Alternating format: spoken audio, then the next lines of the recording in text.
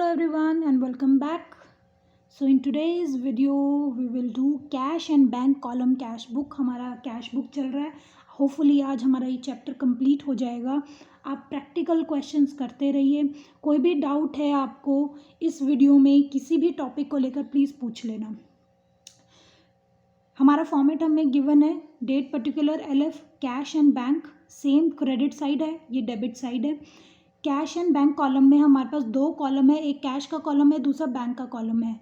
जब हम लोग cash and bank column cash book prepare करते हैं तो लेजर में हमको बैंक अकाउंट बनाने की ज़रूरत नहीं है, क्योंकि जो हमने लेजर में बैंक अकाउंट में एंट्रीज रिकॉर्ड करनी थी वो हमने और कैश बुक में cash and bank column cash book में सब ट्रांजैक्शन कर लिए. क्यों बनाते हैं हम cash and bank column cash book? क्योंकि हमारा जो बिज़नेस है वो चेक और कैश डेली बेसिस पे दोनों पे डील करता है. इसीलिए हम एक बिजनेसमैन इस चीज़ को हमेशा नोट करके चले, उसको हमेशा पता लगे कि उसके जो बैंक में जो उसकी ट्रांजैक्शंस हो रही हैं तो बैंक का अकाउंट कैसे मेंटेन हो रहा है. ठीक है, तो इसलिए वो कैश और बैंक का कॉलम प्रिपेयर करता है. और दूसरी चीज़, अगर तो हमारा क्वेश्चन में अगर आप जब प्रैक्टिकल क्वेश्चन करोगे आपको डेबिट बैलेंस ऑफ बैंक दिया होगा. अगर debit balance of bank given है तो हम उसको to balance brought down debit side लिखेंगे. ये डेबिट बैलेंस कौन सा हो गया? मैंने आपको पहले बताया था कि जो भी हमारा कैश बुक में हमारा जो भी बैलेंस होगा वो हमेशा डेबिट बैलेंस होगा, क्योंकि हम जितना हमारे पास अवेलेबल कैश है हम उससे ज़्यादा खर्च नहीं कर सकते, तो हमारा डेबिट साइड हमेशा एक्सीड करेगा. इसलिए ये अमाउंट जो डेबिट बैलेंस अमाउंट होगा वो टू बैलेंस ब्रॉट डाउन आएगा. जो करंट ईयर में, ये जो प्रीवियस ईयर का डेबिट बैलेंस होगा वो करंट ईयर में टू बैलेंस ब्रॉट डाउन आएगा डेबिट साइड. अगर तो हमारा credit balance of bank given है.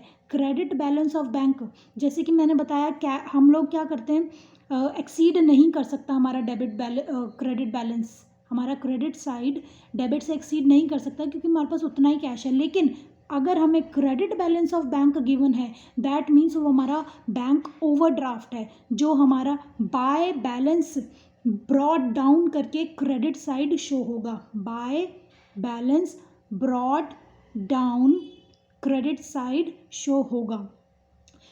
ओवरड्राफ्ट क्या होता है? जब हम बैंक से, ठीक है, ओवरड्राफ्ट एक सिचुएशन होती है जब बैंक से कैश विड्रॉ किया जाता है उसकी एक्सीडिंग लिमिट से. मान लो इतना डिपॉजिट हमने 10 लाख रुपीस डिपॉजिट किया हुआ है, हमारे करंट अकाउंट में है, और वहाँ से जो कैश विड्रॉ हो रहा है, कैश निकाला जा रहा है वो 12 लाख रुपए है. तो जो 2 लाख रुपीस है बैंक के लिए वो ओवरड्राफ्ट है. वो हमारा क्या है? ओवरड्राफ्ट है. उस पैसे को जो एक्सेस, जो हमने लिमिट से एक्सेस निकाला है वो हमारा ओवरड्राफ्ट है. इसीलिए जो क्रेडिट बैलेंस ऑफ बैंक होगा वो हमारा ओवरड्राफ्ट बैलेंस होगा, जो by balance brought down credit side show होगा. समझ आ गया? देन हमारा आता है कॉन्ट्रा एंट्री. कॉन्ट्रा एंट्री क्या होती है? अगर हमारा कैश डिपॉजिट या विड्रॉ हो रहा है बैंक से, जब भी हमारा कैश बैंक से विड्रॉ होगा या फिर डिपॉजिट होगा या विड्रॉ होगा, वो दो इफ़ेक्ट छोड़ेगा. एक कैश पे भी छोड़ेगा, दूसरा हमारा बैंक में भी छोड़ेगा.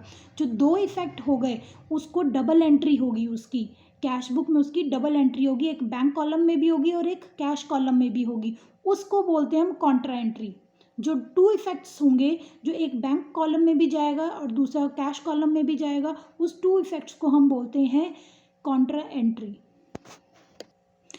कॉन्ट्रा एंट्री हमारी दो केसेस में है. एक फर्स्ट जो है कैश डिपॉजिटेड इनटू बैंक. जब हम कैश बैंक में डिपॉजिट करेंगे तो हमारा कैश बैलेंस कम होगा और बैंक बैलेंस बढ़ेगा क्योंकि बैंक में जा रहा है पैसा. ठीक है, यहाँ पर हमारे पास जो रूल फॉलो हो रहा है, एक तो रियल अकाउंट का रूल फॉलो हो रहा है, दूसरा हमारा पर्सनल अकाउंट का रूल फॉलो हो रहा है. पर्सनल अकाउंट का रूल क्या फॉलो हो रहा है? Debit the receiver. ठीक है, रिसीवर कौन है यहाँ पर?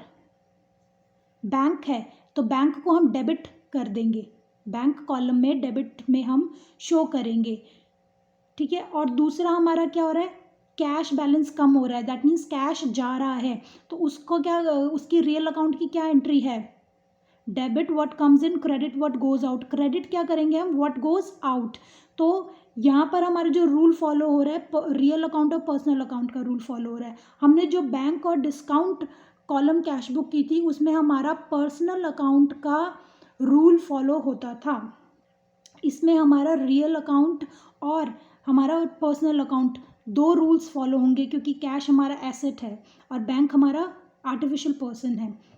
Then comes cash withdrawn from the bank for office use. जब हम ऑफिस यूज़ के लिए कैश को विड्रॉ करते हैं, कैश हमारे पास आ रहा है, ठीक है, और बैंक बैलेंस हमारा रिड्यूस हो रहा है। तो यहाँ पर क्या है, debit what comes in, cash हमारे पास आ रहा है, कैश अकाउंट को डेबिट करेंगे, और what goes out, what goes out वो नहीं है हमारे पास, क्या है, क्रेडिट द गिवर। गिवर कौन है, बैंक है। कौन दे रहा है, बैंक दे रहा है। तो गिवर, तो बैंक हमारा क्या होगा, क्रेडिट साइड बैंक कॉलम में शो करेंगे हम। बैंक का बैलेंस जो क्रेडिट साइड में हम बैंक कॉलम में अमाउंट लिखेंगे, और जो हमारे पास debit what comes in, cash हमारा आ रहा है, वो डेबिट साइड में हम कैश कॉलम में शो करेंगे। कैश आ रहा है तो कैश कॉलम, कैश आ रहा है जा रहा है तो कैश कॉलम में, बैंक अकाउंट, बैंक से कोई एंट्री हो रही है तो बैंक अकाउंट में, बैंक कॉलम में शो होगी। देन हमारा आता है कॉन्ट्रा एंट्री खत्म। फिर आता है हमारा cheque received and deposited into bank. जब हमें चेक रिसीव होता है और हम उसको बैंक में डिपॉजिट करते हैं, अगर तो हमने चेक सेम डे डिपॉजिट किया है, debit side of bank column. क्यों डेबिट साइड, फिर से पर्सनल अकाउंट का रूल आएगा। Debit the receiver, bank receive कर रहा है, इसीलिए हमने डेबिट साइड, हमने बैंक कॉलम के डेबिट साइड हमने रिकॉर्ड किया। इफ़ नॉट सेम डे, अगर डिपॉजिट हम सेम डे नहीं कर रहे हैं, हमारे पास चेक तो आ गया, अगर हमने उसको सेम डे बैंक में डिपॉजिट नहीं किया, उसका मतलब है कि वो हमारा एज अ कैश ट्रीट होगा, वो हमारा एज अ कैश हम उसको मान के चलेंगे। तो वो हमारा रियल अकाउंट का रूल फॉलो होगा, debit what comes in. Cash अंदर आ रहा है, कैश को क्या करेंगे, डेबिट करेंगे। बहुत मुश्किल नहीं है, थोड़ा रूल्स मैंने आपको बताया था कि अकाउंटेंसी की टर्म्स और अकाउंटेंसी के जितने भी हमारे अकाउंटिंग रूल्स हैं वो अच्छे से करना। Then comes payment by cheque. अब हमने किसी को चेक इशू करके दिया, हमने दिया चेक, ठीक है, अब हमने चेक दिया है तो ये हमारा बैंक कॉलम क्रेडिट साइड आएगा। क्यों आएगा, कि जिसको हमने चेक दिया वो जाके बैंक पे जाएगा ना चेक ले, अपना पैसा कलेक्ट करने। तो क्रेडिट द गिवर, बैंक कौन है, गिवर है, उसको क्या करेंगे, क्रेडिट साइड शो करेंगे। Dishonour of the check, check dishonour कैसे होता है, मैंने लास्ट वीडियो में आपको बताया था। जब भी चेक डिसओनर होगा तो उसको क्रेडिट साइड कैश कॉलम में शो करेंगे। क्रेडिट साइड हम कैश कॉलम में शो करेंगे हमारा जो चेक डिसओनर हुआ है। क्यों, क्योंकि यहाँ पर हम कस्टमर से हमें चेक मिला, ठीक है, हम वो बैंक के पास लेके गए चेक कैश निकलवाने के लिए, लेकिन बैंक ने हमारा वो चेक डिसओनर कर दिया, उसकी पेमेंट कैंसिल कर दी, हमको देने से मना कर दिया। तो यहाँ पर बैंक की कोई एंट्री नहीं हो पाई, बैंक ने तो कुछ एंट्री करी नहीं, ठीक है, बैंक ने लेना देना कुछ किया नहीं, लेकिन हमारे पास कैश आया ही नहीं, हमारे पास कैश भी आया ही नहीं, ठीक है, क्योंकि जब चेक ही काम का नहीं रहा तो हमारे पास कैश भी नहीं हम ट्रीट कर सकते उसको, तो वो हमारा क्रेडिट साइड जाएगा कैश कॉलम में। देन कैश डिस्काउंट, जो भी हमारा कैश डिस्काउंट होगा वो हमारा cash and bank column cash book में शो नहीं होगा, ठीक है, क्योंकि इसमें डिस्काउंट कॉलम हम नहीं बनाते हैं। तो इसकी एंट्री जर्नल में होगी, कैश डिस्काउंट डेबिट टू जो भी एक पर्सन का नाम है वो। Then endorsement of cheque, endorsement क्या होती है, एंडोर्समेंट का मतलब होता है कि सपोज हमारे कस्टमर ने हमको चेक दिया, हमने चेक रिसीव किया, हम उस चेक को बैंक में डिपॉजिट करने की बजाय किसी थर्ड पार्टी को हमने पेमेंट करनी थी, हमने उसको पकड़ा दिया वो चेक, हमने किसी थर्ड पार्टी की पेमेंट करनी थी, हमने वो चेक उसको हैंड ओवर कर दिया, उसको ट्रांसफ़र कर दिया, तो वो हमारा क्रेडिट साइड कैश कॉलम में शो होगा। क्यों, डेबिट व्हाट कम्स इन और credit what goes out, cash is going out, क्योंकि वो चेक हमारा बैंक तक नहीं गया है। अगर बैंक से पेमेंट होती तब हम उसको बैंक की एंट्री शो करते, यहाँ चेक से ही डील हुआ है, चेक को भी हम कैश ही मान के चलेंगे। देन बैंक चार्जेस भी मैंने आपको लास्ट वीडियो में बताए थे कि बैंक जो आपको करंट अकाउंट खोलने पर सर्विस दे रहा है उसके चार्जेस आपसे लेता है, तो वो हमारा क्या हो गया, bank column, credit side of bank column, ठीक है, credit side of bank column, credit the receiver, ठीक है। Then bank charge dishonour check, जो भी डिसओनर चेक है ना उस पे बैंक चार्जेस जैसे कि बैंक एक्सपेंसेस जो बैंक चार्ज कर रहा है, ठीक है, डिसओनर चेक पर, उसका जो अमाउंट होगा एक्सपेंस का अमाउंट वो भी डिसओनर चेक में ही इंक्लूड कर दिया जाता है, वो भी हमारा डिसओनर चेक में ही इंक्लूड कर दिया जाता है। इतना समझ आया। यहाँ पर आपको रियल अकाउंट और पर्सनल अकाउंट के रूल के अकॉर्डिंग चलना है तो आपको बहुत इजीली समझ आएगा। Then amount directly deposited by customer into bank, अब कस्टमर जो था उसने हमें पेमेंट करने की वजह हमारे ही बैंक अकाउंट में जाके पैसे डलवा दिए, तो हमारा तो कोई कैश का कोई लेना देना नहीं हुआ, तो debit the receiver, bank is the receiver, उसको डेबिट साइड शो कर देंगे। Interest allowed by bank, bank ने इंटरेस्ट अलाउ किया है, ठीक है, बैंक ने इंटरेस्ट अलाउ किया है तो debit side of the bank, क्यों, डेबिट द रिसीवर, अब रिसीव कौन करेगा वो इंटरेस्ट, ठीक है, तो डेबिट द रिसीवर, तो उस एक सेकेंड, सॉरी, इसमें एंट्री में है इंटरेस्ट अलाउड बाय बैंक, मतलब ये बैंक जो है वो अपने अकाउंट में क्रेडिट करेगा, ठीक है, बैंक ने क्रेडिट किया है, इसका मतलब ये हुआ कि बैंक ने इंटरेस्ट अलाउ किया है, तो ये हमारा डेबिट साइड ऑफ बैंक जाएगा। डेबिट द, जो भी हमारा रूल है पर्सनल का क्या है, receiver, debit the receiver, credit the giver, तो रिसीवर कौन है यहाँ पर, बैंक, तो डेबिट साइड जाएगा। इंटरेस्ट चार्ज बाय बैंक, अब बैंक ने इंटरेस्ट चार्ज किया है, ठीक है, क्रेडिट साइड जाएगा बैंक कॉलम के, कहाँ जाएगा, क्रेडिट साइड जाएगा बैंक कॉलम के, क्यों, क्योंकि इसमें बैंक ओवरड्राफ्ट हुआ है, जो अमाउंट है वो बैंक ओवरड्राफ्ट का अमाउंट है।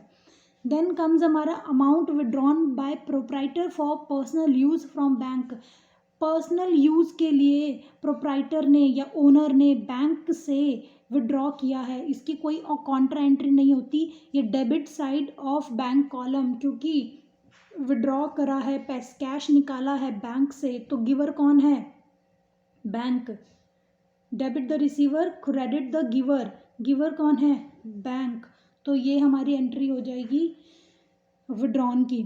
तो लास्ट में मैं आपको एक जो इम्पॉर्टेंट चीज़ बताना चाहती हूँ about cash and bank column cash book, या जनरली भी आप अपनी लाइफ में देखना कि जो हमारा डेबिट, जो बिजनेस का cash and bank column cash book में डेबिट साइड होगा, वो जो बैंक अपना रिकॉर्ड रखेगा उसमें वो क्रेडिट साइड होगा।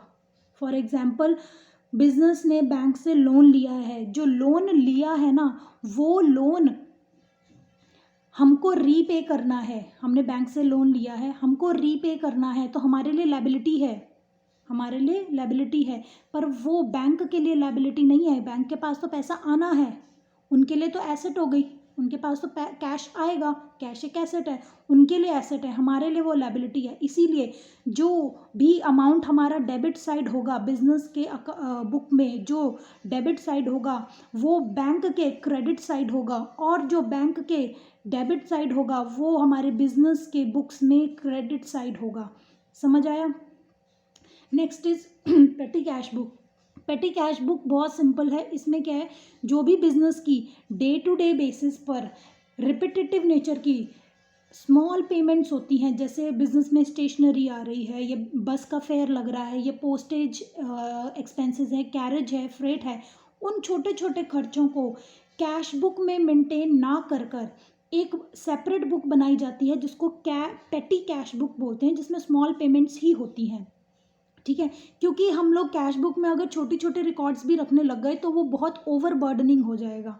इसमें एक पेटी कैशियर को अपॉइंट करते हैं, ठीक है, और उस कैशियर को एक डेफिनेट अमाउंट एक फिक्स्ड अमाउंट दे देते हैं, जिसमें से वो ये स्मॉल पेमेंट्स स्मॉल जो एक्सपेंसेस है उनकी पेमेंट करता है, उस सिस्टम को हम बोलते हैं इम्प्रेस्ड सिस्टम, जिसमें कैशियर को एक अमाउंट देते हैं और कैशियर उसमें से बाहर पेमेंट करता है, उसको बोलते हैं हम इम्प्रेस्ड सिस्टम। ये चैप्टर आज कंप्लीट हो गया है। प्लीज़ अपने रूल्स, जो अकाउंटिंग रूल्स हैं उनको अच्छे से करके रखना, तभी ये आपका कैश बुक के क्वेश्चंस आपके तभी सॉल्व होंगे जब आपको रूल्स अच्छे से मालूम होंगे। कोई भी डाउट है please do ask, please do subscribe, like my videos and share with your friends and family. Thank you.